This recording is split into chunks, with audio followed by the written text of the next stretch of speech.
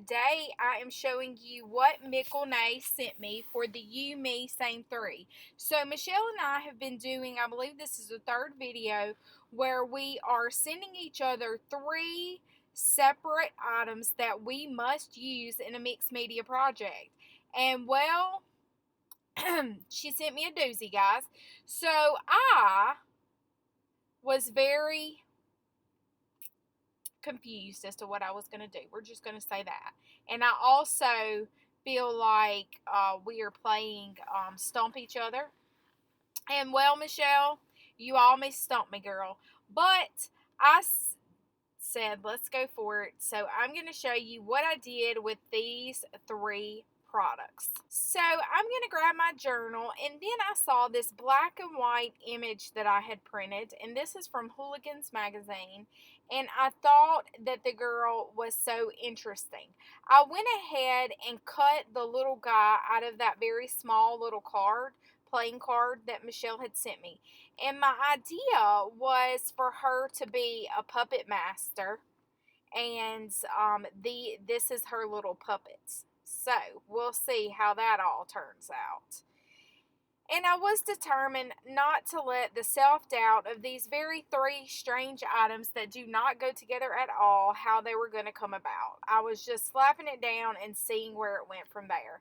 So I'm going to start by just simply gluing down this printed image with this beautiful young lady, and I love the black and white stripes in her outfit. I thought it was perfect. And I'm just trimming off that excess that's hung over here with a pair of scissors. And then I had the idea of the little guy kind of standing down at the bottom, and then I was like, okay, how are you going to use the colorful tissue paper? So I'm just tearing it out and kind of roughly playing with the idea of maybe using it as a necklace. A pop of pink on the black and white I thought would be very pretty as a necklace. And then she has this most beautiful natural afro. Oh my gosh, it's gorgeous. And I thought, well, maybe I will put that in her hair. And when I did it, I was like, yes, boom, perfect. So good. It just matched so well.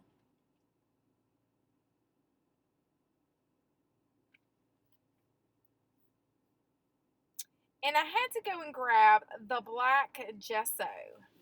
And the black gesso, because this is a printed image and the edges, there was a little border around there, I decided to just go in with some black gesso there. And then also at the very top of where her afro is, I'm just filling in that area. I do believe I am off camera here, guys, but all I'm doing is just kind of dabbing it to create the afro around the area, so that I don't have that white border that just goes right across the edge there.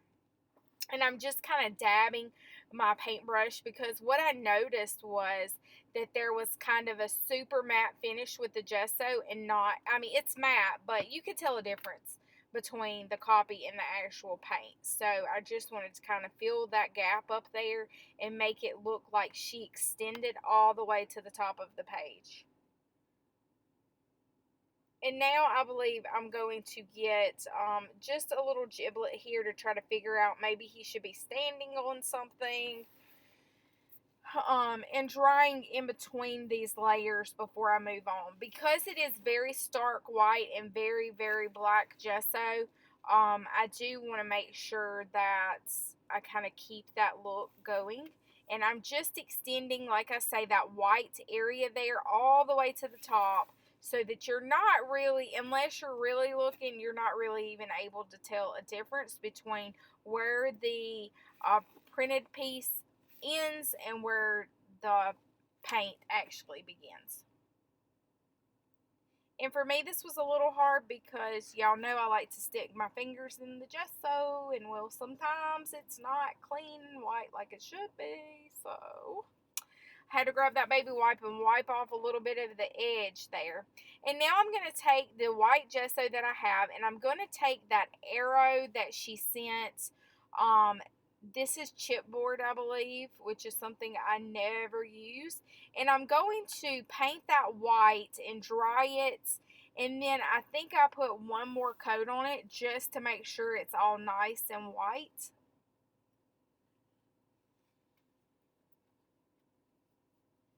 And then going to dry it really good before I move on to the next.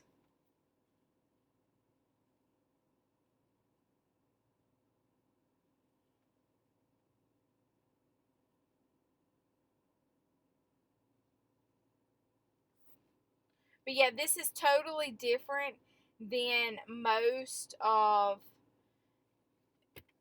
pages that I do. It challenged me, Michelle. Michelle challenged me. And guys, don't forget, whenever you are through watching this video, go over and watch Michelle's video. Click subscribe, give her a little love, and see what she did. I can't wait to see what she did with the items that she sent.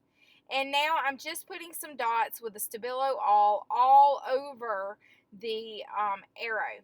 And I'm kind of tinkering with the idea. It started to look like a house when I did it like this, and him kind of standing on top of a house. And then I wasn't sure how I was going to intertwine the two.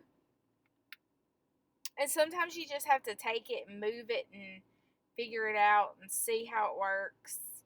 And then I decided when I did that I'm going to cut the chipboard off and repurpose this into a little pedestal for my little puppet. I kind of tinkered with the idea of him being kind of in the arrow, and then I didn't. I really wish that I would have had like the hands part of it, so I could have took string and I could have built upon this theme of like a puppet master. But hindsight's 2020, and I didn't have an image that had hands like that, and I was just getting this done. But that would have been really cool. And now he's just going to sit on this little pedestal here. And that means that I've only got one more item to use to have used all three items. So I'm going to now use that tissue paper flower, and I'm going to put it in her hair. And I thought that the tissue paper would kind of like absorb in a little bit better and not show the white. But of course, it was not doing what I thought it would do.